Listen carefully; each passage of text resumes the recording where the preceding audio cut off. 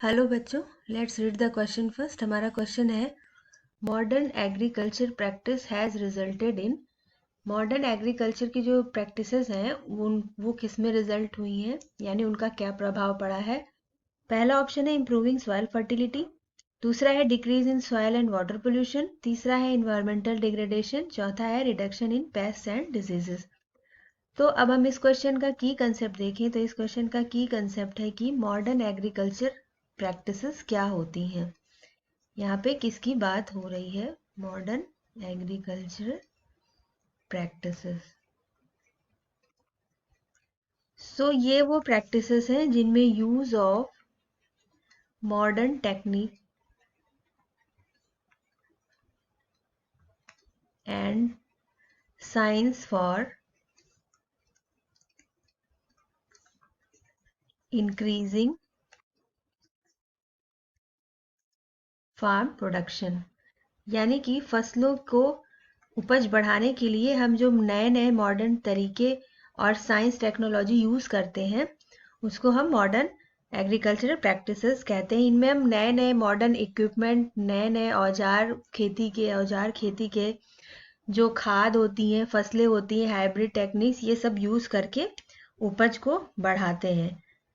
ये आजकल बहुत ही प्रैक्टिस में है मॉडर्न एग्रीकल्चर, लेकिन इसके कुछ कुप्रभाव भी पड़े हैं, जैसे कि it results into infertility of soil.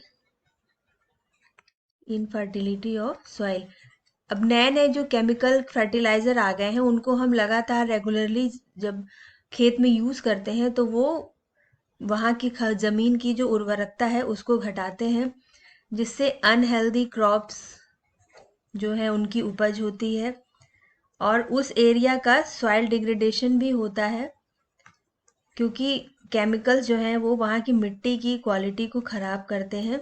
उस एरिया में वाटर शॉर्टेज हो जाता है, क्योंकि सॉइल की ज़मीन मिट्टी की वाटर रिटेंशन कैपेसिटी कम हो जाती है। और इरेडिकेशन ऑफ एसेंशियल माइक्रोब्स भी वहाँ की सॉइल से हो जाते हैं। इरेडिकेशन ऑफ एसेंशियल माइक्रोब्स, ये वहाँ के जो खेती के लिए उपयोगी माइक्रोब्स होते हैं उनको उन मिट्टी से ये केमिकल फर्टिलाइजर्स मार देते हैं, और ये सब अल्टीमेटली लीड करता है एनवायरमेंटल डिग्रेडेशन को।